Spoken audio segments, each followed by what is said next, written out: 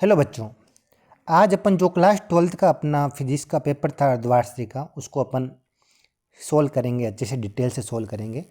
बहुत आसान पेपर था। इसमें देखो बच्चों, पहला क्वेश्चन क्या था, विद्युत फ्लक्स का एसआई मात्रक क्या होता है। तो विद्युत फ्लक्स के एसआई मात्रक आपने पढ़ा होगा कभी। विद्युत फ्लक्स का फॉर्मूला होता है फाई बराबर, अपन सोल्व करते हैं, 1 मिनट रुकना बच्चों है। बिल्कुल अपन इस पेपर को बहुत डिटेल से सोल्व करेंगे। मेरे को एक बार कलर सेलेक्ट करने दो।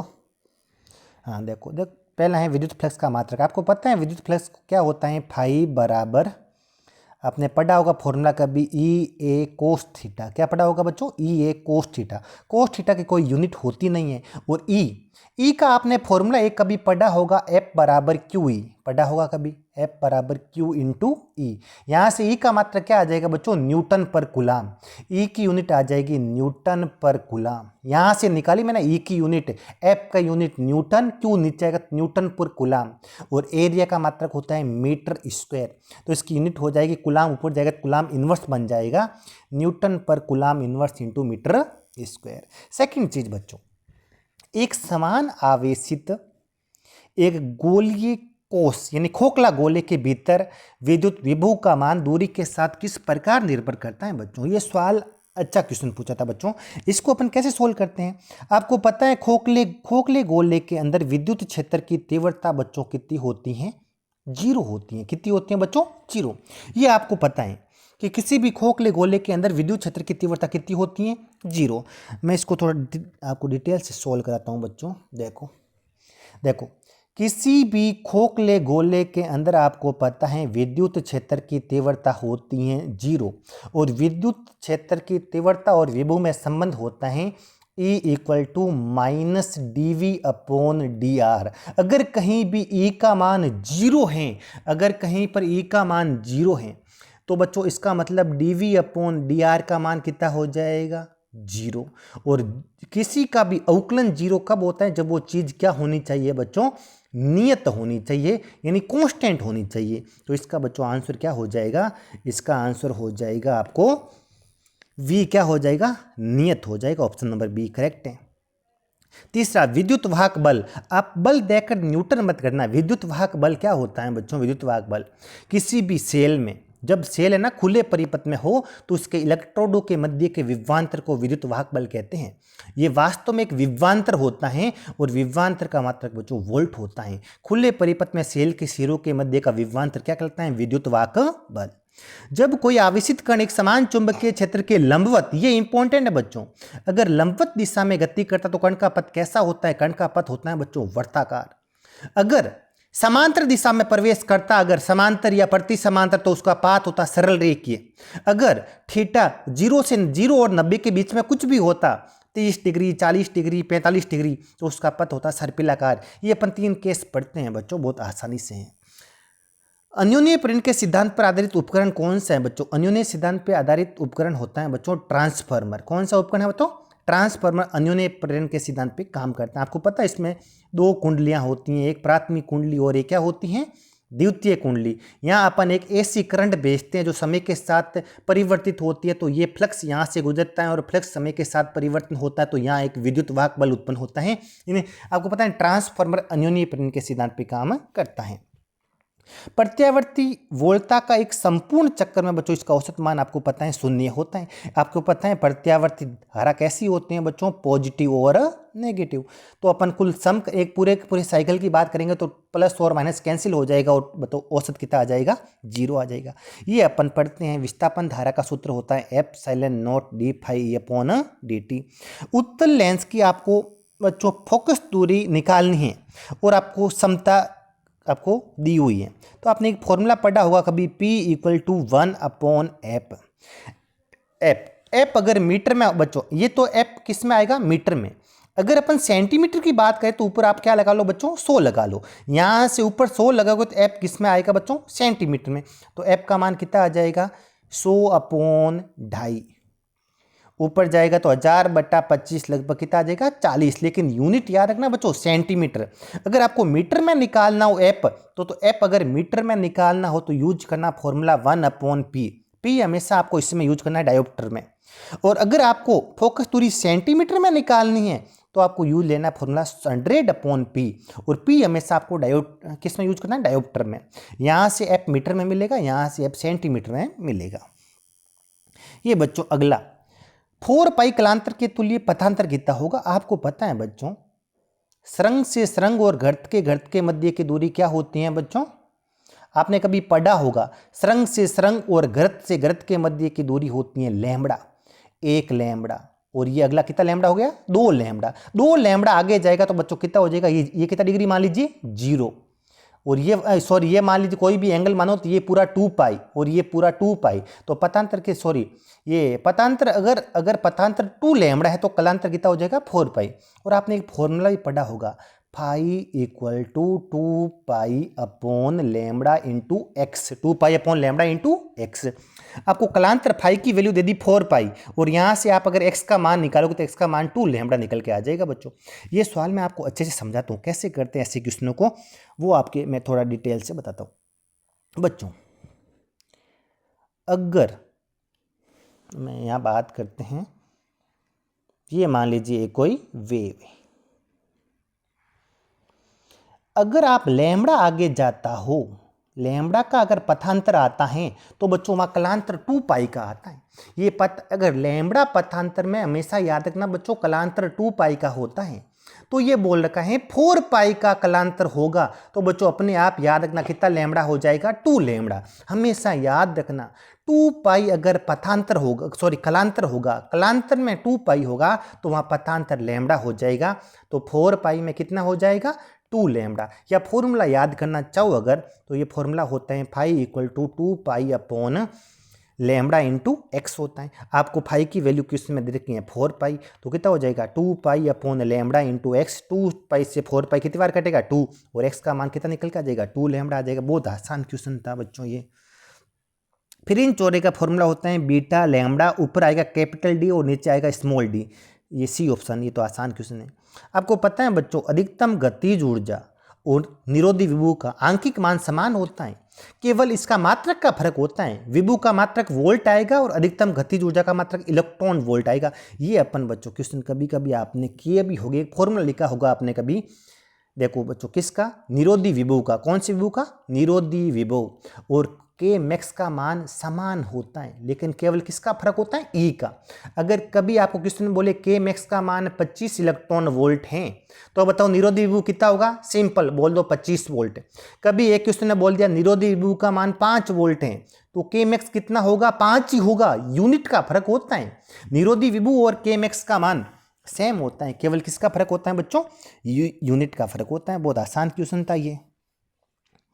अगला फोटोन का संवेग h/λ, ये आपको पता है। संघट्ट प्राचल के अधिकतम मान के लिए अल्पा कण का परिकीर्ण कोण कितना होता है, 0 डिग्री। ये क्वेश्चन भी बच्चों अच्छा क्वेश्चन है। संघट्ट प्राचल किसको बोलते हैं बच्चों, जैसे ये कोई एक हो गया एटम, ये इसके अंदर हो गया न्यूक्लियस, यहाँ से आपने अल्फा पार्टिकल फेंका, ये अल्फा पार्टिकल की इनिशियल वेलोसिटी है।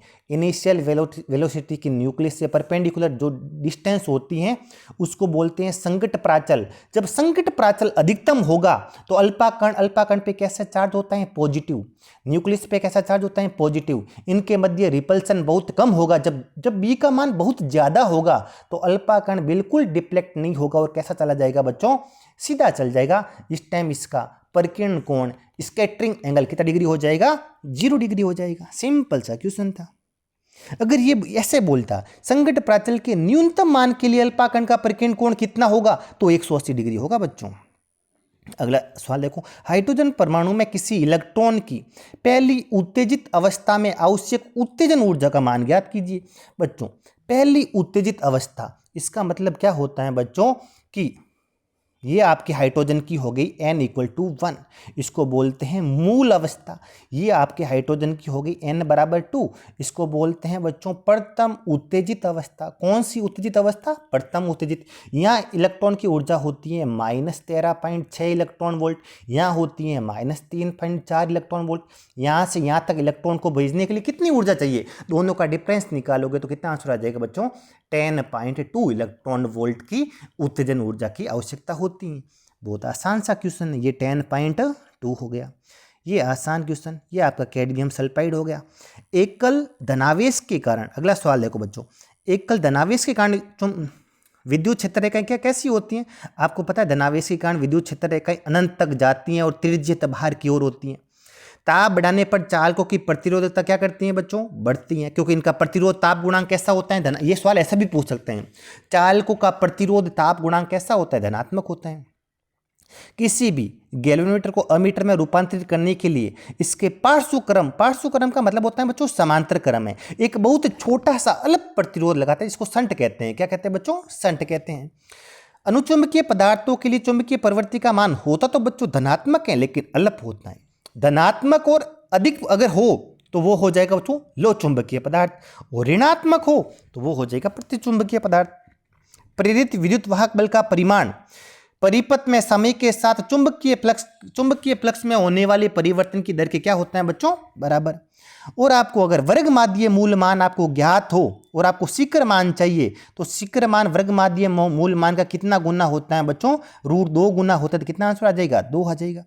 और आपने व्यतिकरण में पढ़ा होगा, अगर दोनों स्रोतों की आवर्ती या आप अगर मान ली व्यतिकरण में दोनों स्रोतों का आयाम समान हो, तीव्रता समान हो, तो परिणामी तरंग की तीव्रता कितनी गुना हो जाती है बच्चों? 4 गुना हो जाती है। अपने किया था प्रूफ, कितनी हो जाती है? 4I0 हो जाती है। कितनी हो जाती है? 4I0 हो जाती है। अगला सवाल, ये आपको कार्यफलन का मान दे दिया और डेली आवृत्ति का मान पूछा बच्चों। आसान से नंबरी कर लें, कुछ भी नहीं। आपको पता है, पढ़ा होगा आपने रिलेशन φ0 = h ν0। यहाँ से ν0 का मान आ जाएगा φ0/h। φ0 का मान आपको दे रखा है 6.63 × 10⁻⁻19। इसका मान हो जाएगा 6.63 × 10⁻⁻34। 34 ऊपर जाएगा तो प्लस का हो जाएगा 10⁻34 प्लस का 19 माइनस का, तो कितना आ जाएगा? 10⁻15 हर्ट्ज आंसर आ जाएगा। कितना हर्ट्ज आ जाएगा बच्चों? 10⁻15 हर्ट्ज आंसर आ जाएगा।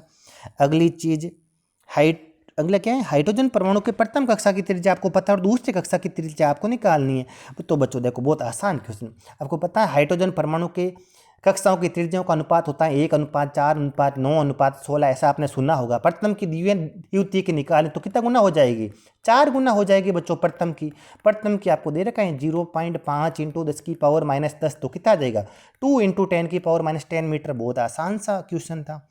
अगला देखो बच्चों, अपद्रव्य अर्चला कितने प्रकार के होते हैं? 2, एक p प्रकार का और एक n प्रकार का। बच्चों अब क्या है बच्चों, ये एकल धनावेश के कारण समविभव पृष्ठ कैसे होते हैं? आपको पता है विद्युत क्षेत्र तो ऐसे त्रिज्यता बाहर निकलता है, और समविभव पृष्ठ कैसे होते हैं बच्चों? गोलाकार होते हैं। और अगर ये आपका रेखीय चार्ज होता तो कैसे होते? बेलनाकार। अगर आपका एक समान विद्युत क्षेत्र होता तो कैसा होता है? समतल। ओम के नियम के अनुसार V और I के बीच का ग्राफ, V और I ओम के नियम के अनुसार समानुपाती होते हैं, और ये जो कोण बनाते हैं इस ग्राफ का ढाल किसके बराबर होता है? tan थीटा के बराबर होता है। ये आपका ओम का नियम है। ओम का नियम का ग्राफ बना ले। एक अवतल दर्पण की वक्रता त्रिज्या आपको पता है, और इसकी आपको फोकस दूरी निकालनी है। तो आपको पता है फोकस दूरी वक्रता त्रिज्या की आधी होती है, तो 15 सेंटीमीटर आंसर आ जाएगा। आप या नेगेटिव साइन यूज कर भी सकते हो, नहीं भी करोगे तो भी चलेगा। अब ऐसे मत करना कैसे अवतल दर्पण की वक्रता त्रिज्या तो ऋणात्मक होती है, हमको पता है। आप है ना, जब फोकस दूरी और वक्रता त्रिज्या में सीधा संबंध पूछे ना, तो इतना चिन्ह परिपाटी पे आपको लोड लेने की जरूरत नहीं है। F = R/2 30/2 15 आंसर एकदम करेक्ट है। आइंस्टीन ने क्या बोला था कि किसी भी धातु पर जो भी आपका फोटोन गिरेगा उसकी कुल ऊर्जा 2 कार्यों में बटेगी। एक तो बचेगी कार्यफलन में, और जो पीछे बढ़ जाएगी वो निकलने वाले इलेक्ट्रॉन की अधिकतम गतिज ऊर्जा के बराबर हो जाएगी। ये आइंस्टीन का। देली आवृत्ति किसको बोलते हैं? किसी भी आपतित प्रकाश की वह न्यूनतम आवृत्ति जिसे कम आवृत्ति पर कोई भी फोटो इलेक्ट्रॉन बाहर नहीं निकलेगा, यानी प्रकाश विद्युत प्रभाव की घटना होगी ही नहीं, उसको क्या बोलते हैं? डेली आवृत्ति। आयनन ऊर्जा किसको बोलते हैं बच्चों? किसी भी परमाणु से इलेक्ट्रॉन को बाहर निकालने के लिए आवश्यक न्यूनतम ऊर्जा को आयनन ऊर्जा कहते हैं। इसमें से कौन से 2 अनुचुंबकीय आपके हो गए? सोडियम और एल्यूमिनियम। कैसे हैं बच्चों? ये आपको एग्जांपल ये तो रटने पड़ेंगे बच्चों। कौन अनुचुंबकीय है, कौन प्रतिचुंबकीय? फैराडे के विद्युत चुंबकीय प्रेरण का प्रथम नियम क्या है? प्रथम नियम बहुत आसान है। फैराडे ने बोला था कि किसी भी कुंडली से गुजरने वाले चुंबकीय फ्लक्स में परिवर्तन होगा तो कुंडली के अंदर एक विद्युत वाहक बल उत्पन्न होगा। इसी को क्या बोलते हैं? फैराडे का विद्युत चुंबकीय प्रेरण का नियम। अगला बच्चों देखो क्वेश्चन अच्छा था। 2 पिकोफैराड 3 पिकोफैराड और 4 पिकोफैराड के 3 समानांतर अगर बच्चों है ना पार्ट्स, तो मतलब समांतर क्रम में जुड़े हैं, तो कुल आपको धारिता निकालनी और कुल आवेश निकालना, तीनों का। आसान क्वेश्चन है बच्चों। ऐसे क्वेश्चन को अपन कैसे हैंडल करेंगे? ये आपके 3 कैपेसिटर हैं, 2 पिकोफेरेड, एक है 3 पिकोफेरेड, एक है 4 पिकोफेरेड। कौन सी क्रम में जुड़े हैं बच्चों? तुम कहोगे सर समांतर क्रम में, और समांतर क्रम में ये 2 picofarad, 3 picofarad, 4 picofarad, C equivalent हो जाएगा। तीनों को जोड़ दो, 4 3 7 तो 9 पिकोफेरेड। अगले क्वेश्चन में बोलता है यहाँ पर अगर मैं 100 वोल्ट की बैटरी लगा दूँ, कितने वोल्ट की बैटरी लगा दूँ इनके? 100, तो इसके पास भी कितना वोल्ट आ जाएगा बच्चों? समांतर क्रम में वोल्टेज क्या रहता है? समान। इसके पास भी कितना वोल्ट आएगा? 100। इसके पास भी कितना वोल्ट आएगा? 100। पहले का चार्ज निकालना है। Q1 का formula C1 into we, C1 दे रखा है 2 पिकोफेरेड इंटू वी का मान 100, तो कितना आ जाएगा? 200 पिको कूलाम। दूसरे का चार्ज आएगा C2 इंटू वी, समांतर क्रम में वोल्टेज सेम रहता है, तो 3 इंटू वी तो कितना आ जाएगा? 300 पिको कूलाम। Q3 का मान आ जाएगा C3 इंटू वी, नहीं 100 इंटू 4 कितना आ जाएगा बच्चों? 400 पिको कूलाम। आसान सा क्वेश्चन, बहुत 1 सेकंड से उड़ा दोगे। सेल का विद्युत वाहक बल किसको बोलते हैं? अगर सेल खुले परिपथ में हो तो उसकी सिरों के मध्य का विभवांतर क्या कहलाता है? विद्युत वाहक बल। आंतरिक प्रतिरोध, सेल के अंदर उपयोग होने वाले विद्युत अपघट्य के द्वारा धारा के प्रवाह के अंदर जो रुकावट पैदा होगी उसको क्या बोलते हैं? आंतरिक प्रतिरोध। विद्युत चुंबकीय, इनके किन्हीं भी बिंदु पर खींची गई स्पर्श रेखा चुंबकीय क्षेत्र की दिशा बताती है। ये कभी भी एक दूसरे को काटती नहीं है। जहाँ पर पास पास होता है, जहाँ सघन होती है वहाँ चुंबकीय क्षेत्र प्रबल होता है, जहाँ जहाँ आपकी दूर दूर होती है वहाँ चुंबकीय क्षेत्र कैसा होता है? दुर्बल होता है। और ये हमेशा बंद लूप का निर्माण करती हैं। चुंबक के बाहर N से S, अंदर S से N की ओर गमन करती हैं। अगला क्वेश्चन बच्चों बहुत आसान है, आपको लंबाई दे दी, चुंबकीय क्षेत्र का मान दे दिया, और 36 घटक के लंबवत है, लंबवत थीटा बराबर 90, और आपको वेग दे दिया, तो सिंपल सा formula E equal to VBL। तीनों को गुणा कर दो, आंसर आ जाएगा 3 इंटू 5 10, 10 3 से गुणा होगा तो पूरा 0.303 इंटू 10 की पावर 4, और मात्रक अच्छे से लिखना, वोल्ट मात्रक हो जाएगा बच्चों। अगला क्वेश्चन है कि किसी परिपथ में 0.1 सेकंड में धारा यहाँ से यहाँ तक 5 से 1 तक गिर जाती है। अगर औसत विद्युत वाहक बल इतना है तो 100 प्रेरकत्वों की गणना करो। ये आसान सा क्वेश्चन बच्चों, कैसा करें? देखो आपने पढ़ा होगा कभी E equal to minus L delta, अपन यूज करते हैं DI/dt, लेकिन औसत होगा तो डेल्टा I/ΔT हो जाएगा। E का मान आपको दे रखा है 200 माइनस एल की जगह एल। धारा कहाँ से कहाँ चेंज हो रही है बच्चों? अच्छे सुनना, 5 एम्पियर से कम होकर 1 हो रही हैं। देखना क्वेश्चन में 5 से 1 हो रही हैं, तो अंतिम 1 हैं, प्रारंभिक 5 हैं, और इसमें समय कितना लग रहा है? 0.1 सेकंड। तो इसको करोगे सोल्व तो 1 minus 5 minus 4 minus minus plus ऊपर कितना हो जाएगा? 40 L इंटू 40, और L का मान आ जाएगा 5। इसका मात्रक हेनरी होता है, 5 हेनरी। बड़ा आसान सा क्वेश्चन था। अगला क्वेश्चन बच्चों, हाँ बहुत ही आसान है। इस क्वेश्चन को तो 510 क्या दे रखा है? आपने पढ़ा होगा E nought equal to B nought का मान C होता है। E नोट का मान 3 इंटू 10 की घात 8 इंटू 510 नैनो। यहाँ पर टेस्ला नहीं आएगा, इसका मात्रक आ जाएगा वोल्ट पर मीटर। नैनो के अंदर ही आपकी इच्छा है तो नैनो में रहने दो, वरना थोड़ा बहुत कर दो सोल्व। देखो नैनो का मतलब 10 की पावर -9, ये 10 की पावर 8, यहाँ से 1 हो 0, 10 की पावर 9 से 9 कर जाएगा। 3 इंटू 5 कितना हो जाएगा? 153 वोल्ट पर मीटर। ये आपका आ जाएगा बच्चों E नोट। बहुत आसान सी, फर्जी नंबर निकलते। अब बच्चों ये आप कर लोगे, ये कर लोगे। ये देखो 12वां, देखो आयामों का अनुपात दिया हुआ और तीव्रताओं का अनुपात पूछा। ये तो अपन हर क्लास में ऐसा क्वेश्चन करते हैं। आयामों का अनुपात दे दिया 3:5, और अधिकतम और न्यूनतम तीव्रताओं का अनुपात पूछा है। तो आपको ये पता है, फॉर्मूला लिखा हुआ है A1 + A2 upon A1 - A2 का होल स्क्वायर। तो 3 + 5 अपॉन 3 - 5 का होल स्क्वायर, ऊपर 8 अपॉन -2 का होल स्क्वायर। 8 से कटेगा तो -4, -4 का स्क्वायर कितना आ जाएगा? 16 अनुपात कितना आ जाएगा? 1, यानी क्या लिख सकते हो? 16/1 आंसर आ जाएगा। वो लिखना चाहो दोनों का अनुपात कितना आ जाएगा? 16:1 आ जाएगा। बहुत आसान सा क्वेश्चन है बच्चों। और तो क्या आएगा नंबरिकल। और देखो व्यतिकरण की आपको परिभाषा बतानी है, बहुत आसान। व्यतिकरण में कितनी किरणें भाग लेती हैं? कितनी प्रकाश की कितनी किरणें भाग लेती हैं? 2 किरणें, 2 प्रकाश तरंगें लेती हैं भाग, जिनकी आवृत्ति समान, आयाम लगभग समान, एक दिशा में गमन करनी चाहिए, तो आपस में अध्यारोपित होगी, तो कहीं पर तीव्रता अधिकतम और कहीं पर तीव्रता न्यूनतम होगी। इसी घटना को क्या बोलते हैं बच्चों? व्यतिकरण। ध्रुवण किसको बोलते हैं? प्रकाश के साथ जो विद्युत क्षेत्र सदिश होता है, जो प्रकाश संचरण की दिशा के लंबवत होता है, उसको एक ही दिशा में सीमित करने की घटना को प्रकाश का क्या कहते हैं? ध्रुवण कहते हैं। अगला बच्चों देखो, ये बहुत आसान सा क्वेश्चन है, आपने फॉर्मूला पढ़ा होगा कभी। देखो 20 वाट का बल्ब है, इतने फोटोन, एन का मान आपका फॉर्मूला पड़ा होगा P/E। यहाँ ऊर्जा निकालना है तो ऊर्जा का फॉर्मूला हो जाएगा P/N। 20/N दे रखा है 5 × 10⁻19। 5 से 20 कितनी बार कटेगा? 4। तो आंसर कितना आ जाएगा? 4 × 10⁻−19 जूल। कितना जूल आ जाएगा बच्चों? 4 × 10⁻−19 जूल। बहुत आसान से नंबरिकल लाया था बच्चों। नाभिक के विखंडन किससे कहते हैं बच्चों? इसमें एक भारी नाभिक, रेडियो एक्टिव नाभिक होता है, भारी नाभिक, वो अपेक्षाकृत दो हल्की मध्यवर्ती नाभिकों में टूटते हैं, ऊर्जा मुक्त होती है। इस घटना को नाभिक के विखंडन कहते हैं। ये एक न्यूट्रॉन प्रेरक अभिक्रिया होती है। नाभिक के संलयन किससे कहते हैं? नाभिक के संलयन जिसमें दो हल्के नाभिक आपस में संलयित होकर मध्यवर्ती नाभिक का निर्माण करते हैं, ऊर्जा मुक्त होती है। और इसके लिए कंडीशन होती है, उच्च ताप और उच्च दाब की आवश्यकता होती है, सूर्य पर होती है, जिसकी खोज बेहतर ने की थी, जिसके बारे में बेहतर ने बताया था। बहुत आसान सा क्वेश्चन है। इसके बाद में बच्चों अगला अपना नंबरिकल, ये सिंपल सा देखो, आपको क्या पूछा दे दिया, ये दे दिया, ये दे दिया, और परिपथ की औसत शक्ति निकालना। औसत शक्ति का फॉर्मूला होता है बच्चों देखो VRMS × IRMS × cos फाई। यहाँ से बताओ V मैक्सिमम तो है 200/√2, VRMS हो गया। IRMS कितना हो जाएगा बताओ? 4/√2। दोनों के मध्य कलांतर कितना है? π/3 60। cos 60 का मान 1/2, तो 4 से 4 कट जाएगा।